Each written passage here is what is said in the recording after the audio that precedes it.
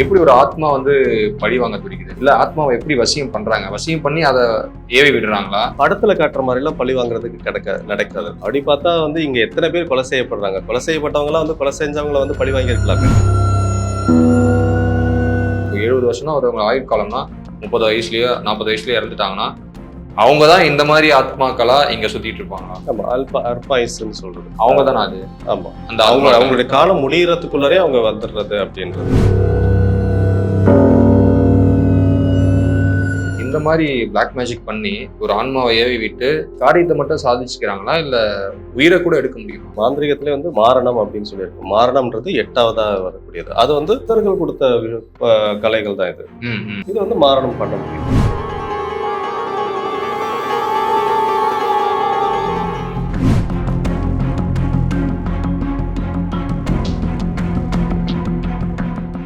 நம்மளுடைய தேடல் பயணத்துல ஆத்மா பேய்கள் பத்தின விடயங்களை தேடி நிறைய மனிதர்களை மீட் பண்ணிட்டு இருக்கோம். ஸோ அந்த வரிசையில ஆத்மா அந்த பேய்கள் பற்றி பல வருடங்களா ஆராய்ச்சி பண்ணிட்டு இருக்கிற டாக்டர் கபிலன் அவர்கள் தான் நம்ம கூட இருக்காரு.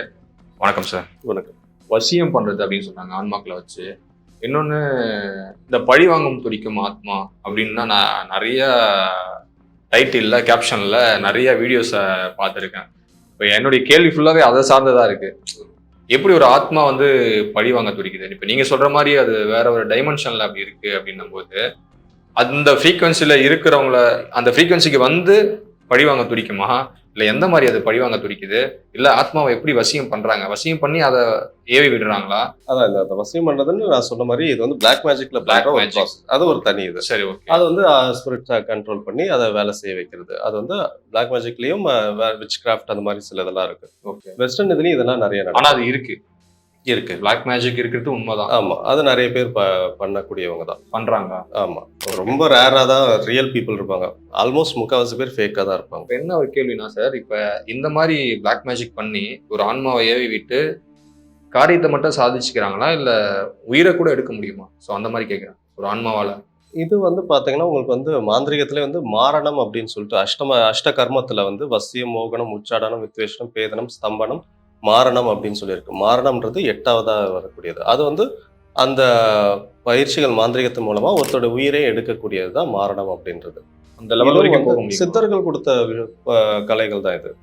இது மாரணம் பண்ண முடியும். ஓகே. சித்தர்களுடைய இதுல சாத்தியம். அவ முடியும் தான் அது. ஆமா. ஓகே. ஏன்னா இன்னொரு ஒரு விஷயம் கேள்விப்படுறேன் சார். இந்த மாதிரி மாந்திரிகம் இந்த மாதிரி விஷயங்கள்லாம் ஏவி விடும்போது அது டைரக்டா எதுவும் அஃபெக்ட் பண்ணாது. ஒருத்தனுடைய மனோநிலையை தான் அது அஃபெக்ட் பண்ணும் அப்படின்னு சொல்றாங்க. மனோநிலையை அடிச்சாதான் அவங்களுக்கு உண்மையா அது நடந்துருமோ அப்படின்ற ஒரு பயத்திலேயே அவங்களுடைய சூழ்நிலையில இருந்து எல்லாமே மாறிடுது. இல்ல ஒரு சிலர் இறக்கவும் செய்யறாங்க. ஸோ அதான் கேட்கிறேன், அந்த மனதை தான் டார்கெட்டா? ஆக்சுவலா இது எக்ஸாக்டா இதுதான் பாயிண்டே.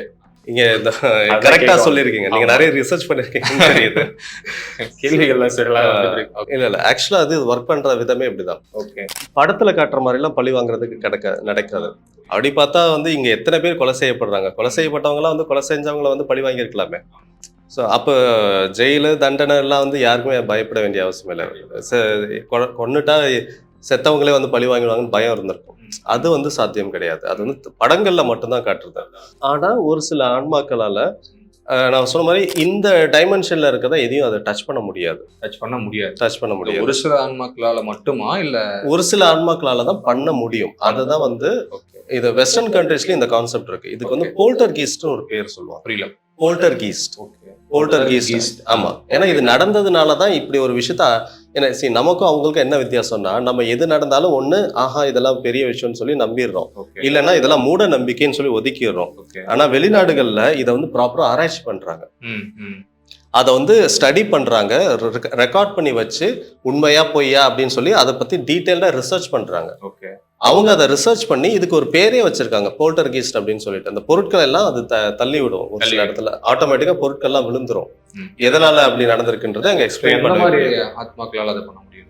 ரொம்ப ரேரா ஒரு சில உயிரோட இருக்கும் போதே ஆன்ம பலம் அதிகமா இருந்த ஒரு சில ஆன்மாக்கள், மனுஷனா இருக்கும் போதே அவனுடைய ஒரு சில பயிற்சிகளா இருக்கட்டும், இல்லாட்டா அவனுடைய அந்த ஒரு மனோதிடமா இருக்கட்டும். சில பேர்லாம் பேசிக்கா இப்ப நீங்க நம்மளே அப்சர்வ் பண்ணிருப்போம், சில பேர் ஒரு சின்ன கஷ்டம்னாலே உடஞ்சு போயிடுவாங்க. ஆனா பாக்குறதுக்கு நல்ல புஷ்டியா இருப்பாங்க, ரொம்ப பலசாலியா இருப்பாங்க, பணக்காரங்க கூட இருப்பாங்க. சின்ன பிரச்சனை உடனே உடஞ்சு போயிடுவாங்க.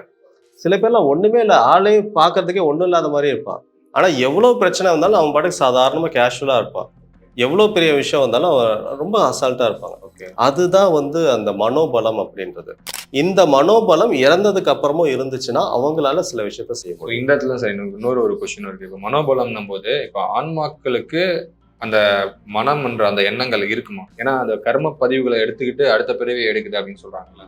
ஸோ அப்படி பேஸ் பண்ணும்போது ஆன்மாக்கள் திரும்ப அந்த எண்ணெய் சுழற்சியில ஏதாவது மனதுக்குள்ளேயே தான் இருக்குமான்னு கேட்குறாங்க. இறந்ததுக்கு அப்புறமும் அந்த மனம்ன்ற ஒரு விஷயத்துக்குள்ளேயே மாயை திரைக்குள்ளேயே தான் ஆட்பட்டு இருக்குமா?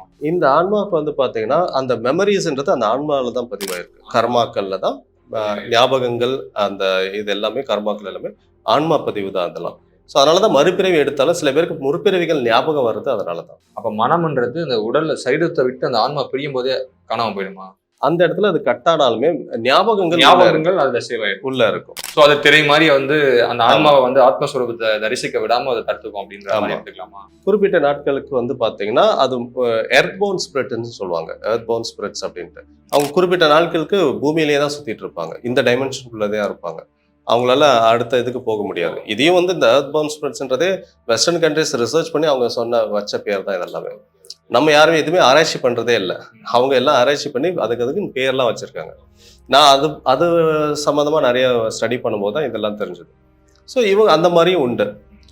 ஒரு குறிப்பிட்ட நிலை தாண்டினதுக்கு அப்புறமா தான் அவங்க வந்து மறுபிறவின்றதுக்கே போக முடியும். அது வரைக்கும் இந்த இடைப்பட்ட காலத்துல அவங்க மாட்டிட்டு இருப்பாங்க. இப்ப அந்த மாதிரி மனோபலம் அதிகமா இருக்கிறவங்க தான் பொருட்களை தொட முடியும்ன்றீங்களா? ஆமா, பொருட்களை தொட முடியும், நேரடியா ஒரு மனிதரை அச்சுறுத்தவும் முடியும். அது வந்து அகைன் இப்போ ஃபார் எக்ஸாம்பிள் படத்துல பாக்குற மாதிரி அடிக்க அது ரொம்ப ரேரா நடக்கும். கொலை பண்ண அந்த மாதிரி அதெல்லாம் அந்த மாதிரி முடியாதுல்ல. ஓகே. அதிகபட்சம் பண்றது வந்து டச் பண்ற ஃபீல் கொடுக்கும். டச் பண்றது சம்டைம்ஸ் வந்து பாத்தீங்கன்னா ஒரு ரூம், இப்போ ஃபார் எக்ஸாம்பிள் இந்த ரூமை இங்கே வந்து எந்த இடத்துலையும் காற்று வராது அப்படின்ற போது இப்போ உங்க மேலே வந்து ஃபோர்ஸாக காற்று பட்டா எப்படி இருக்கும், அந்த மாதிரி ஒரு ஃபீல் கொடுக்கும். குறிப்பிட்ட இடத்துல ஒரு குறிப்பிட்ட ஆத்மாக்களால கொடுக்க முடியும், பண்ண முடியும்.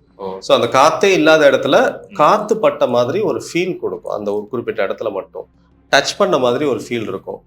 ஒரு விரல் வச்சு தொட்ட மாதிரி ஒரு ஃபீல் இருக்கும். அந்த மாதிரிலாம் நடக்கிறது உண்டு. ஸோ அதுதான் வந்து அதிகபட்சமாக பண்ற விஷயம்.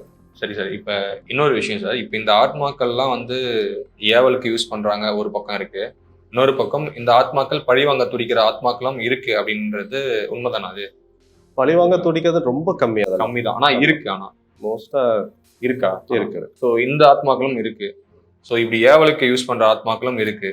ஸோ இவங்க எல்லாருமே வந்து அதாவது இறக்குற அந்த தருவாய் இருக்குல்ல, அவங்களுக்குன்னு ஒரு விதி பயன் இருக்கும்ல, இத்தனை வருஷம் தான் இவங்களுடைய ஆயுட்காலம்னு. அந்த ஆயுட்காலம் முடியாதவங்களா, அந்த ஆயுட்காலம் முடியல, இப்போ 70 வருஷம் தான் ஒருத்தவங்க ஆயுட்காலம்னா 30 வயசுலயோ 40 வயசுலயோ இறந்துட்டாங்கன்னா அவங்க தான் இந்த மாதிரி ஆத்மாக்களா இங்க சுத்திட்டு இருப்பாங்களா? ஆமா, அல்பாயுஸ்ன்னு சொல்றது அவங்க தானே அது. ஆமா, அந்த அவங்களுடைய காலம் முடியறதுக்குள்ளரே அவங்க வந்துடுறது அப்படின்றது.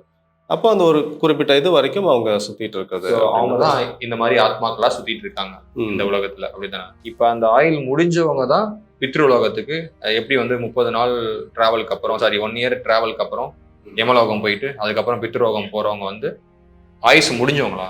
ஆயுசு முடிஞ்சதுக்கு அப்புறமா அவங்களுடைய டைம் முடிஞ்சிருச்சுன்ற போது அவங்க அந்த அப்பதான் பித்ருலோகம், அதுக்கப்புறம் பித்ருலோகத்துல இருந்து அடுத்த பயணம். அதுலயே நிறைய லெவல்ஸ் இருக்கும். அவங்க சொல்றது வந்து பாத்தீங்கன்னா அந்த பித்ருலோகத்திலேயே ஒவ்வொரு லெவலா தாண்டி போற மாதிரிலாம் சொல்லப்பட்டிருக்கு. தியரிட்டிக்கலா இதெல்லாமே சொல்லியிருக்காங்க. ஸோ நான் படிச்ச வரைக்கும் இந்த விஷயங்கள்லாம் இருக்கு. நான் வந்து ப்ராக்டிக்கலா இவங்க எந்த இடத்துக்கெல்லாம் போனாங்க அப்படின்றது நான் பார்க்கல. அதனாலதான் என்னால அதுல வந்து நான் இந்த விஷயங்கள் பேசும்போது நான் வந்து ஷூரா நான் பேசவே மாட்டேன். ஏன்னா நான் படிச்ச விஷயங்கள் அவ்வளவுதான். நிறைய விஷயங்களா பேசணும். ரொம்ப அருமையான ஒரு விளக்கங்களை கொடுத்தீங்க. இன்னும் நிறைய விஷயங்கள் நம்ம தொடர்ந்து பேசணும். ரொம்ப நன்றி. நன்றி.